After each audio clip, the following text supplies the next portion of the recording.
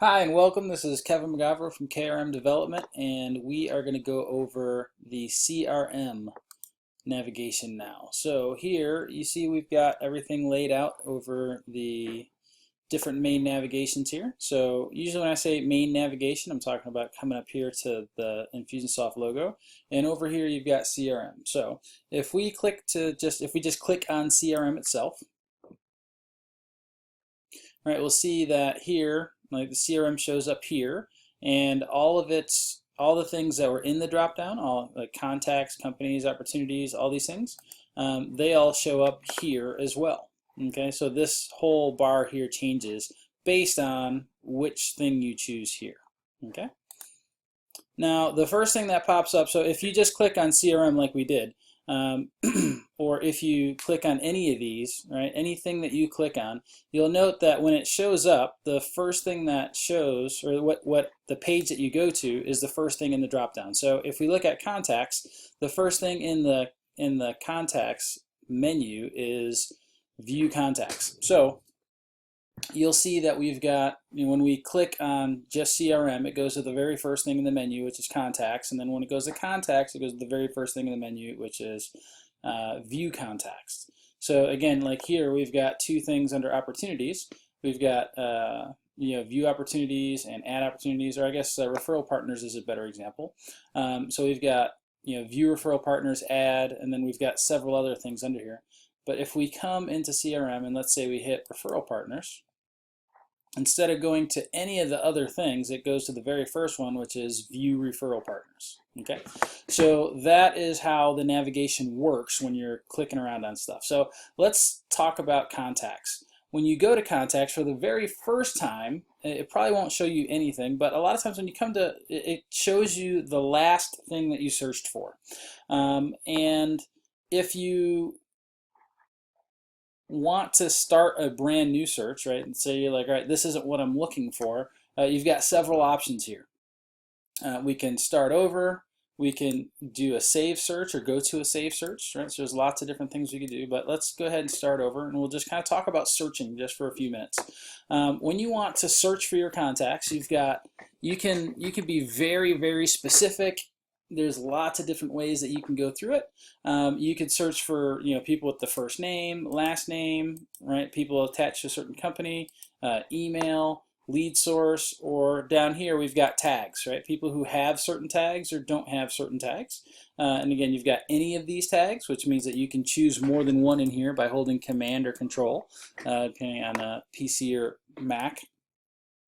Who have all of these tags, right? And so in one case it's any, in another case it's all, and then don't have as well. And the reason that we have two boxes here is so that we can search for, in this one, maybe people who have any of these tags, but who don't have, let's say, that tag. And that way you can kind of narrow your search even more. And so here, if we go to general, right, we see that there are some other things here that we can search by, like person type, title, Mr. Mrs., right? These are all different things that we can filter by to find the people that we're looking for. Job title, social security number, all these different things. Address, right? If we're collecting state names and things like that, we can select by state name. Right? And again, because Infusionsoft doesn't mandate that you use letter abbreviations, you could also go in here and say, like Texas as opposed to TX.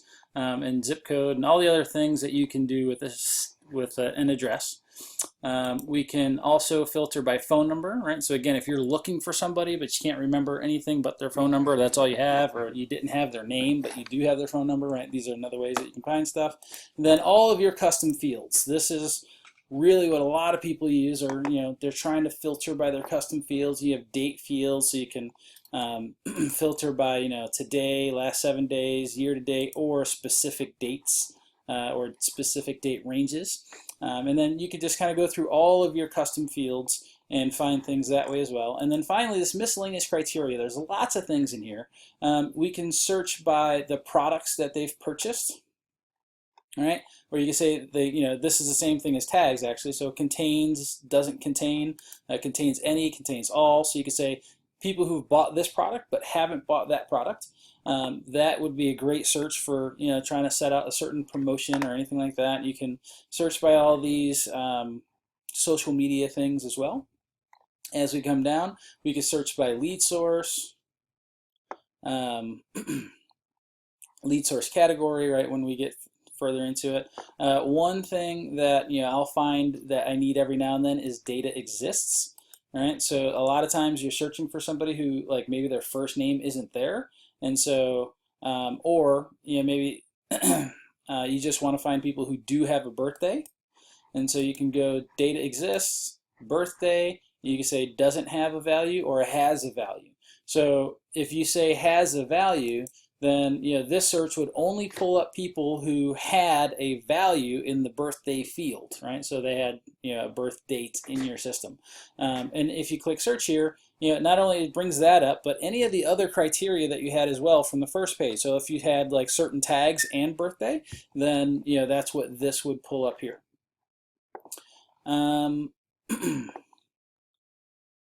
So those are some of the things that that you could search by under search. Owner IDs. There's lots of things that you have in here as well. So every contact has an owner, so you can just search by the person, the owner of that contact. So there are lots and lots of different things that you can search by, and it's miscellaneous criteria. Like I said, these dates and things like that. They're things that that you might not have known were there unless you've looked. And then finally, the results of the search are what this page shows you. These are the different fields or columns that will show up when you create this search. And if you want to change that, let's say that you want some of your custom fields in there.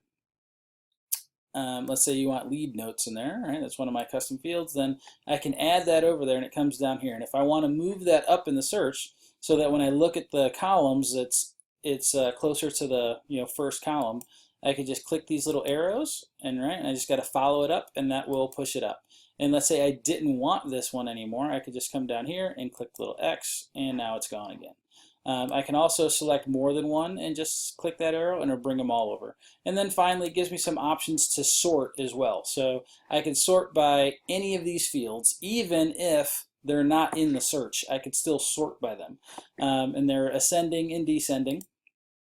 And then finally, I can sort by this and then this, right? So if there's several people with the same thing, then I can do a secondary sort as well. And then finally, once you actually pull up a search, you can also, there's another way that you could sort, is if you go to the list view. So this is the interactive view. If you go to the list view and you wanted to sort, let's say by, I don't know, any of these fields, all you'd really have to do is click on that field, and it will sort by that field, right? And so that's another way that you can sort as well.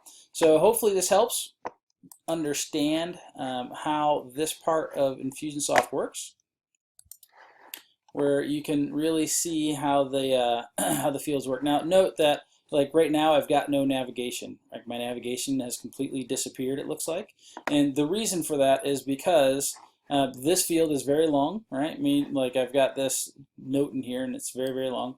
And so if you have long fields and you go to the list view, right, then it actually moves everything to the center, right? So that's something that you need to know when it looks like your navigation has disappeared. And if you want to get your navigation back but not leave the page, then you can come back over here and again hit the interactive view, and that will kind of mush everything back together so that you've got an interactive view. And it just truncates all of the fields that had long data in it. So that is how you use the first part of the CRM, the contact fields. I'll be going through the rest of these here in just a moment.